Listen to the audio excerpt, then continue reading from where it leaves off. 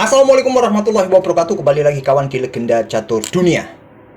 Siapa yang meragukan Domara Jukukes sebagai juara dunia? Siapa bilang Domara Jukukes tak bisa bersaing di event-event top dunia, kawan? Di Norway Chess ini dia menempati posisi kedua di bawah Magnus Carlsen yang hanya selisih setengah poin saja. Domara Jukukes sudah memetik 3 kali kemenangan di partai klasikalnya, kawan, mengalahkan Magnus Carlsen.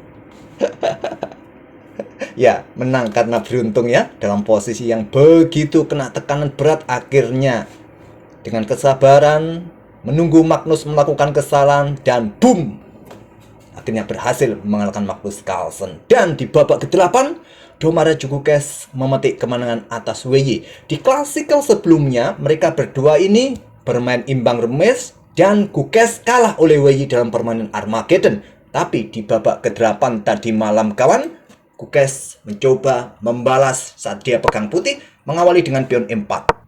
WY pion E5 kuda F3 dan WY bermain dengan Petrov defense. Caplok. Pion D6 tentu saja, mundur. Kuda caplok pion E4 dan Gukes memilih variasi Nimzowitsch attack dari Petrov defense kuda C3. Jual beli. Nah, di tahun 1988, kawan, juara dunia asal India Viswanathan Anand, waktu itu masih muda, masih belum juara ya, di Spanyol atau di Swiss kalau nggak salah ya, di Swiss dia menghadapi pecatur Kolombia, kawan. Dia pegang hitam, menemui variasi kuda C3, variasi Nimzowitsch attack.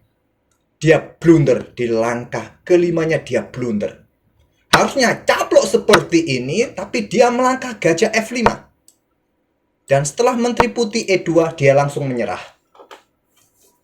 Ya, waktu muda ya, mungkin belum banyak pengalaman. Ya, di posisi ini Viswanathan Anand saat itu menyerah. Apa masalahnya? Masalahnya di sini. Posisi kuda dalam posisi kena pin terhadap raja di belakang, pion D3 siap dimainkan, kuda jatuh. Kalaupun kalian bermain dengan blokade menteri E7, kawan, kuda D5 mengikutinya. Dan coba lihat, hancur lebur, kawan, hancur lebur. Kalian kehilangan kuda, potensi bisa kehilangan menteri, kehilangan benteng, kawan, dengan garbuan kuda C7. Wassalam, kawan. Jadi harus berhati-hati kalau kalian menemui Nimzowitsch attack. Jadi caplok saja langkah terbaik. Ambil, kemudian gajah E7, lanjut WY. Nah, Domara Jukukes kembangkan satu perwira minor sisi menteri gajah E3. Indikasinya menteri naik dan dia rokade panjang. WY langsung rokade, tapi kebanyakan kuda C6 ini, kawan. Bisa kalian lanjutkan, paling banyak hitam memilih kuda C6 terlebih dahulu. Engine juga menyukai kuda D7. Atau rokade juga bagus juga. Tapi permainan manusia, kuda C6 yang paling banyak diambil. Nah, menteri naik ke petak D2 untuk persiapan rokade. Biasanya hitam juga akan keluarkan semua perwira sisi menterinya akan mengikuti rokade panjang, kawan. Oke, kembali lagi ke permainan aslinya. Rokade pendek dipilih oleh WY. Menteri naik ke D3, kuda D7 lanjut WY. Rokade panjang dipilih oleh Domara Jukukes dan kuda C5, menteri C4 menghindari serangan kuda. Mungkin kalian tertarik untuk merusak struktur pion hitam bertumpuk macam ini, terus kalian geser menteri, ada discover attack. Ya, nggak ada masalah sementara buat hitam. Oke, menteri C4 aja menghindari serangan kuda. Ada serangan lagi, gajah E6, menteri geser F4, dan sekarang pion D5. Untuk berikan tempat ya bagi gajah, ataupun juga mungkin pion C6 siap mengikutinya, mendapatkan ruang, dan berikan akses menteri segera keluar juga. Kuda D4 serang gajah terang. Gajah D6, menteri F3, menteri D7, persiapan menusuk ya. Tentu pion H3 dimainkan oleh Gukes. Sekarang pion C6, perkuat rantai pion, kawan. Dan persiapan mungkin dengan pion B5, pion A5 siap mengikuti.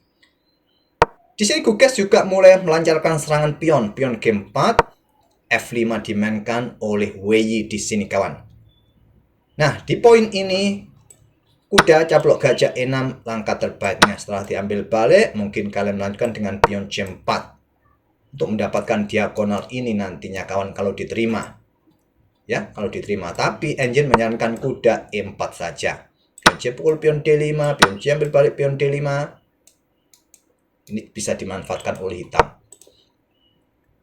Domara Juku Quest dorong maju pionnya G5, F4, gajah D2, benteng AE8 dikeluarkan oleh WY. Tidak mendukung pion-pionnya sayap menteri kawan.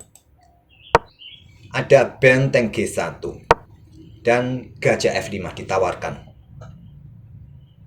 Bertujuan untuk membuka lajur E bagi bentengnya. Opsi yang lain sudah saatnya juga kuda ke petak E4 ini cukup bagus ya. Posisi kuda ini nanti bisa disusul dengan pion-pionnya ini. Memilih dengan gajah F5 caplok langsung ambil balik oleh menteri. Tetap punya pos yang bagus di petak E4 kawan. Ada pion C4 untuk mendapatkan diagonal buat gajah. Tentu ditolak kuda E4, di sini gajah D3, pin kuda, menteri geser. Untuk menarget pion yang di sini kah? Kita lihat kawan. Ya kalau ada gajah ya dicaplok aja dengan kuda. Gugas melangkah benteng DE1, pin kuda terhadap menteri. Ada gajah C5 menarget pion yang di sini. Di sini terlebih dahulu dengan pion C pukul pion D5, pion C ambil balik pion D5, kemudian benteng E2 siap dobling, perkuat petak F2-nya.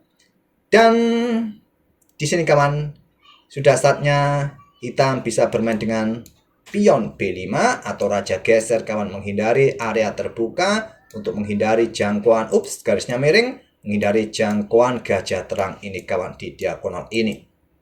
Pion B5 lebih disarankan buat hitam. Ya, pengorbanan, cuma nanti lajur-lajur akan terbuka buat serangan. WY memilih kuda caplok gajah. Kuda caplok gajah D2. Menawarkan pertukaran menteri. Harapannya seperti ini. Kalau sampai gini kawan, ya kalah ya. Kalahnya di mana? Ya, kalah perwira penuh. Harapannya diambil menggunakan benteng, maka gajah E3 akan dimainkan oleh hitam. Kalau di sini pion ambil gajah, pion pukul pion kawan, ancam benteng, benteng ancam menteri, menteri ambil pion yang di sini berharap diambil, meluncur gajah, menteri jatuh juga, ya raja geser saja di sini, menteri pukul menteri, terlebih dahulu pion ambil benteng, itulah rencana dari WY. Nah, bagaimana bang kalau diambil menggunakan raja? Kalau menggunakan raja ambil, ini salah satu opsi terkuat juga buat putih untuk ambil kuda ini dengan gajah. Tapi menteri ini akan menyusup ke sini kawan. Menyusup ke sini, tapi dia bisa kehilangan gajah kawan di sini nanti ya. Oke, tapi jawaban terkuat dari Domara Juku Quest adalah boom. Gajah meluncur ambil pion H7 cek. Kalau raja ambil, menteri menyusup skak, tempo, dan menteri hitam jatuh, putih masih punya menteri. Jadi raja geser ke H8, baru sekarang benteng ambil kuda D2. Raja sekarang baru ambil gajah H7, kemudian benteng D5. Ancam menteri mendapatkan gajah. Jumlah perwira kembali seimbang. Menteri E2 menantang pertukaran juga kontrol petak H5. Ini penting kawan. Kalau kalian mencoba mempertahankan gajah, anggap contoh di sini kah? Anggap saja ya. Ya wassalam ya, wassalam cek. Nah, coba lihat. Wassalam.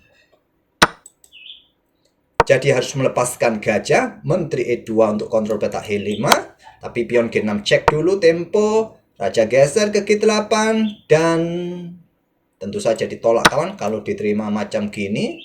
Ya mungkin kalian tetap ya mendapatkan materi gajah, tapi posisi benteng ya siap ambil pion-pion kalian. Ada pion yang mengganggu juga, ini merepotkan raja nanti ke depan kawan. Baris belakang benar-benar bikin repot. Oke, langkah terbaik persiapan discover check kawan. Nah, gajah E3 cek dulu. Raja geser. Kalau diambil sekarang maka ambil dengan menteri, pertukaran menteri terjadi kawan. Jadi raja geser saja. Raja geser ke H8 untuk menghindari discover check. Di sini pion ambil gajah, benteng ambil pion, menteri ke B4, menghindari serangan benteng kawan. Untuk juga kawal ya petak E1 agar tidak ada back rank mate. Ya, masih bisa lah benteng ini mundur. Benteng C8. Awas di sini. Ada benteng C1. Benteng E4. Menteri A5. Awas kawan di sini ya. Awas di sini. Bahaya sekali kombinasinya. Jadi raja geser. Opsi yang lain bisa benteng ini turun. Bisa turun ke sini. Ya memang kombinasinya cek di sini kawan.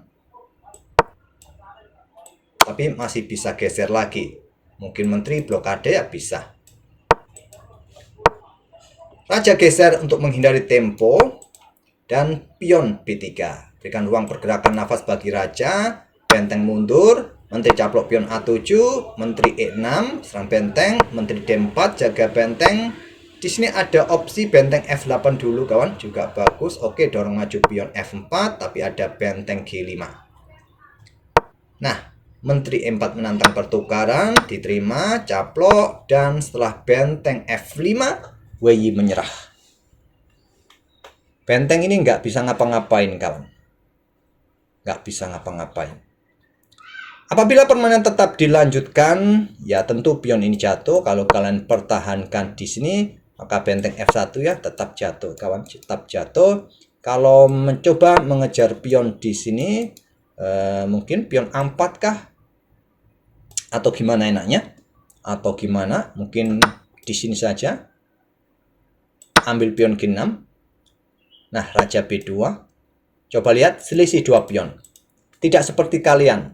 Grandmaster atau Super Grandmaster macam mereka sudah tahu betul kalau kalah materi semacam ini nggak perlu dilanjut lagi, kawan. Capek-capek mikir. Nggak seperti kalian ngeyel sampai bisa promosi sampai skakmat.